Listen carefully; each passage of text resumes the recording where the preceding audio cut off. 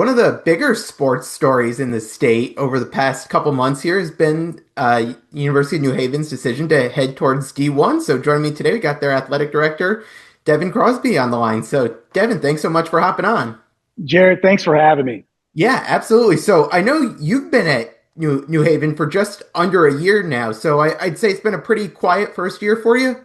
Hey, let me tell you what, Jared. It's been one of those years where a transformation went much quicker than what we ever would have imagined. Yeah. Oh, I bet.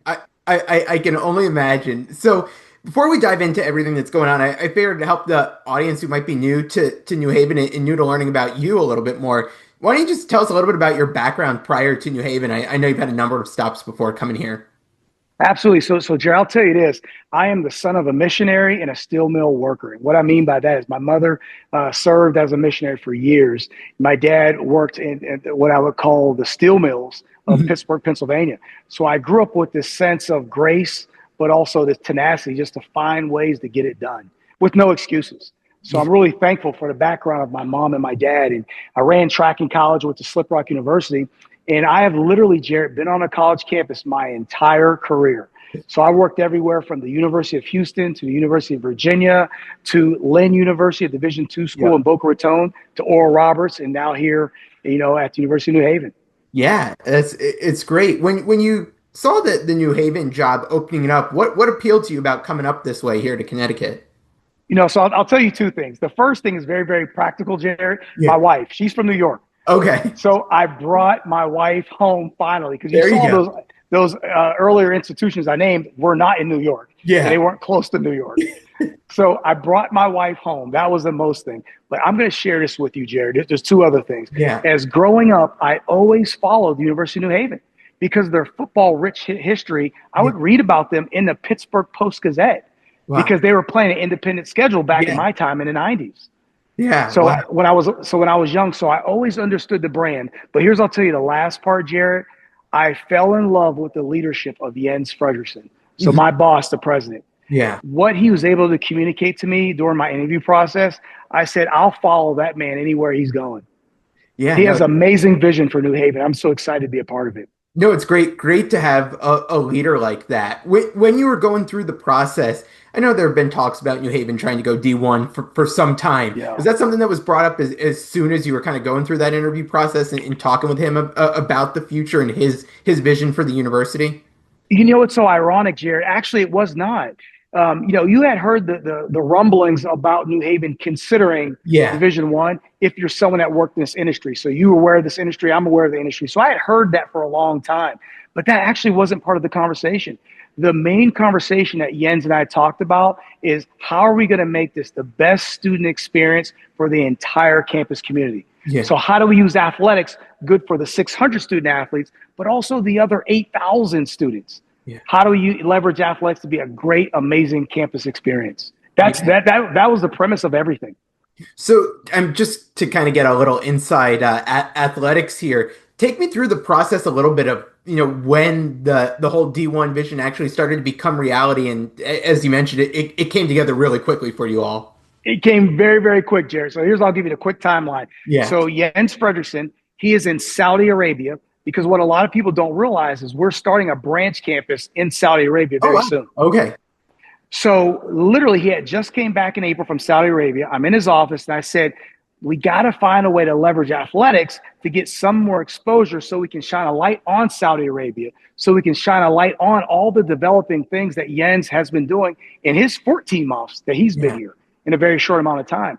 Literally, Jared, in that meeting from a credible source, I got a text message that said that the NCAA was going to establish a moratorium on no additional schools entering Division I. Ooh. Yeah. So we literally, in a 48-hour period, we sat down, did a couple of things. We said, can we raise upwards to $8, $9, $10 million in a fast amount of time? Yeah. B, are we going to be able to make sure that we have the right coaches in place? And we do. We have a perfect group of coaches. So that was an easy answer. And at that point in time, we said, are our student athletes, are they ready for this? And we Yeah. knew we were because we had been competing at a high level anyway. So, Jared, here's what I'll tell you. This is not so much about New Haven joining Division I. This is about New Haven playing where we always should have been long ago.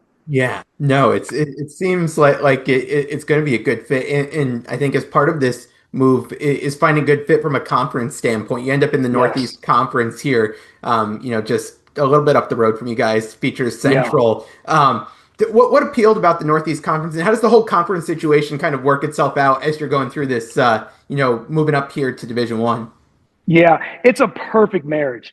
I'll tell you this, Noreen Morris, the commissioner of the Mhm. NEC, she is fabulous. She understands what I call the balance of higher education, business, and sports. Yeah, And that's the type of leadership we want to work with. So when Noreen and I started to develop this relationship and this conversation, it made so much sense because New Haven is so similar to the other schools in NEC. We value the student experience. And we're all enrollment driven institutions. yeah, But let's be quite frank, the value of higher education is literally put at risk right now in the United States. It doesn't matter if you are New Mexico, if you're New Haven, or if you're University of Nairobi. Everyone in our society is thinking about enrollment. So, with that said, how do we position and leverage athletics so we can continue to make sure we're branding our institutions? And that's something Noreen gets. yeah. Just as you go and plan this move, what does it take from like an investment on the New Haven side as you make this move? I'm not sure what you're going to have to do in terms of facilities or anything like that. Just looking Yeah, behind you, it looks great, and I can see yeah. what you're working with there. But what is it like as you think about that move in terms of what you might have to invest in the department? So the goal for us, Jarrett, was to enter Division One and not make any additional budgetary changes. Okay. Here's and this is something we really, really had heavy conversation about, is that we do not want to tax the institution Yeah. to make this move to Division One. So a lot of this really came down to our donors. Jarrett, I'm going to share this with you. So we have Jeff Hazel. Jeff Hazel gave us $8 million Wow. within a matter of weeks because he believed in Jens Frederiksen's vision, and he Yeah. happened to know this athletic director who kind of thought he knew what he was doing. And Brian Otis was very, very helpful to us in raising the money for Jeff Hazel. He's an amazing supporter. This room I'm in right now, this is the Peterson Performance Center. Yep. This is David Peterson. We're in a $15 million Wow. facility right now, Jared. And I'm so thankful we're in here so you can actually see this and your guests could see the Yeah. amazing facility that we have. Yeah. So between David Peterson, between Jeff Hazel, and also Dave and Penny Loan, and then Tony Celia, we've been able to raise literally over $9 to $12 million in a very, very fast amount of time. Yeah, no, it's great to see that. And to be honest, I didn't know the facilities at New Haven. I hadn't seen them firsthand, so getting to just get a quick I'm glimpse. glad we're on this call. Yeah, yeah, no, I'm very impressed with everything there. I'm curious, just as you're going through all of this, what's been the hardest part of this process? From a leader of this department, as you think about what's to come. I think there's two things, dear. I think the first thing is, you make a quick move to Division One like we've made, because that shows you when an athletic director and a president are in alignment, things Mhm. can happen pretty, pretty fast. Yeah. But here's the one thing I have to pause on is not everybody may have signed up to make this move that quick. Mhm. So from a scheduling standpoint, it Yeah. has been something that we really, really had to dig down, because when we moved to Division One, we lost our entire football schedule.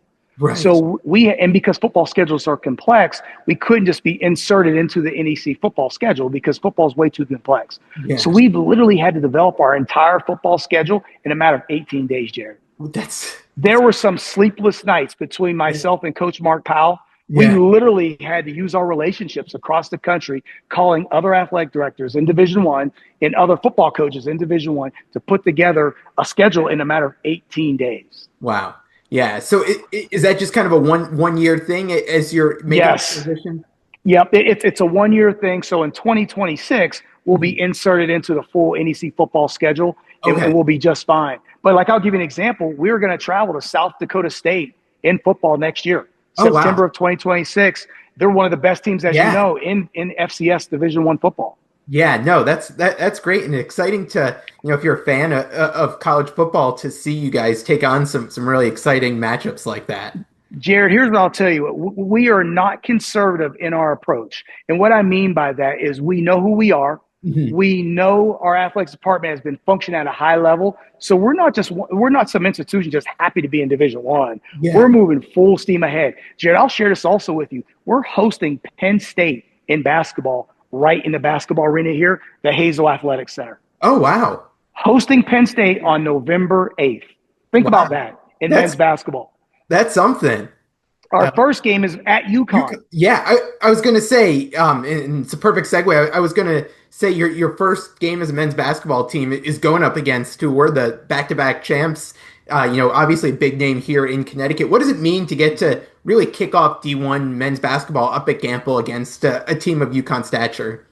It's special for the blue and gold. This Yeah, is why I always say, Jarrett, the blue and gold deserve this. What I mean, these are the people that have played basketball in the past, the football players, the field hockey players, all of our former student athletes, the alumni.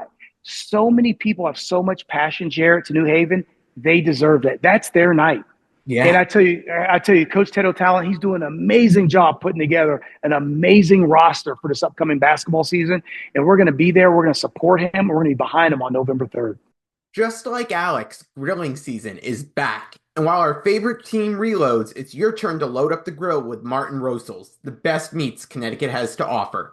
Since 1928, Martin Rosel's has been crafting top quality hot dogs, kielbasa, and sausages using original recipes and only the finest ingredients. So as the warm weather returns, remember, both championship teams and great cookouts start with the right lineup. Look for Rosel's at your local grocery store or stop by their retail store in New Britain. And now, back to the episode. One thing that's always just been, I guess I've never really understood why they do it, but it is the inability to play in postseason as you make that transition. Is that a hard selling point as these coaches go out there recruiting and trying to build their programs up, knowing that that's not necessarily a possibility? For your very successful coaches, it's not an issue whatsoever because your very seasoned coaches and your creative coaches, they have the ability to look at a recruit in the eyes and say, hey, listen, you're going to be part of history. Yeah. You're building something from the ground. We're going to play a very competitive schedule. They have great relationships, so therefore they're going to play some really high-level games, and this is their chance to make history. So if you're a student athlete, what a better time to be at the University of New Haven. Yeah. We are literally the David in the midst of Goliaths. Yeah. And that's an amazing story. No, it is. I'm curious as we just look at the college sports landscape in general. A lot of the listeners here, obviously big into UConn athletics, know about all of the NIL stuff going on. How does that impact a school in the NEC? And is that something that's kind of on your mindset, thinking about that going forward? Yeah, so what's very interesting, as you probably saw, Jared, and a lot of your listeners probably know about this. So when the final verdict came out on the House Yeah. settlement on Friday around 7 o'clock at night, you have 366 Division I schools. There are a large group of those schools that are going to opt in. Mhm. So those are going to be your Power Four schools, and as we Yeah. know, they're going to be paying upwards to $20 million a year of revenue share. But there's probably about 70% of Division I schools that will not be opting in and paying their student athletes. So the conversations we've always said is that the core entity at the University of New Haven is that we care about the human good of Mhm. every single student athlete. Yeah. What does that really mean at the end of the day? We're going to treat our student athletes with empathy. We're going to treat them the same way they were treated when we were in Division II. That's going to be our secret sauce. So are we going to be paying our point guard $1 million a year? Absolutely not. But are we going to love that point guard, help them become the best version of themselves? Absolutely yes. Yeah. Yeah. No, it's definitely a very That's what parents are yeah. looking for. Yeah, no, it's a very interesting time in college athletics. I'm curious from the number of stops you've been at. You've seen a lot throughout college Yeah. sports. How have you seen this landscape change from when you first got in it to where it is right now? I almost wish that there was a podcast that could have had me on recording 20 years ago because this was predicted. It Yeah. was predicted really around 2005, that there would be this slow shift of the Power Four schools, or I Mhm. call them the high resource schools, let's Yeah. be candid, that they would shift and almost put together their own rules of engagement. And that's what you're seeing right now. But I think the beauty of that is there's still the amateurism of higher education and athletics. We're still going to be able to compete against Penn State in a Yeah. in a basketball game. Is Penn State going to have let's say a salary of maybe $10 million for that basketball team? Probably. Will New Haven have a salary of zero in that basketball game? Yeah, probably. But there's still going to be competition. Yeah. Those young men are going to be 18 to 22, just like our young men are going to be 18 to 22. Yeah. No. That's what makes this so much fun. Oh, This is an amazing time to be a sports fan. oh, definitely. For those who might not have had a chance to come down to see a game at New Haven, just tell us a little bit about the facilities that you've got there down there. Absolutely. So again, as we already mentioned, we have one of the best weight room facilities in the country, and that's irrespective of division. I would put us up against some of the top Power Four institutions in the country with this weight room that we're in here. Again, we're talking about a $15 million project, the Peterson Performance Center. Yeah. We also right now have one of the best football game experiences, Jared, in the country, or I should say in New England, one of the Hmm. best football game day experiences. It's a great time to see our marching band, to see our football team compete on a Saturday here in New England with the leaves and everything, the pomp and circumstance of football. Our basketball arena, as we speak right now, is being renovated because of Jeff Hazel. So we're literally going to have, for that first game that we host is versus Columbia, and then the second game will be versus Penn State, a brand new basketball court you're going to see. And then next year in 26, a brand new basketball arena, Oh all wow. because of Jeff Hazel. Yeah. Wow. That's And definitely I some will tell exciting. you this. I will add this on, Jared. And again, I never want to put the cart too far in before the horse, if you will. But Yeah. we're literally having conversations right now with an actual nutrition center for our Oh, student athletes. okay. Wow. It would So be yeah. literally a grab and go nutrition and wellness center for all of our student athletes. We're having conversations on that right now. Very nice. You talk about the vision for the program, and it seems in the department there, and it seems like you really do have high expectations, and I'm excited to see what it looks like. I'm sure just based on what we're saying in terms of some of the donations that have come through recently, as you've been out there talking with alumni, that they're all excited about this move and what's to come for the university. They're so excited. At the end of the day, this is what I always say. When you're a successful businesswoman or a businessman, you go to work every single day and you're talking with other people that maybe have graduated from, let's just say, whether it's an Ivy League school or a SEC school or a Pac 12 school or a Big Ten. Now we're competing against those institutions. Yeah, very How cool. amazing is that? And then when you look at the NEC conference, you're talking about the people who graduated from Central Connecticut or the people from Long Island University or Wagner or Fairleigh Dixon or Chicago State. It's such an amazing time to be a part of Division One athletics. And now we're competing at the highest level. But again, this is not about us being happy to be here. This is about being where we already should have been. No, definitely. I'll wrap with this one for you. If I'm having a conversation with anyone down in New Haven area, I'm talking pizza. What's your go-to pizza spot down there? Oh, that's a great question for you, Jared. Let me tell you this, being a guy from Pittsburgh, all of these options are absolutely amazing.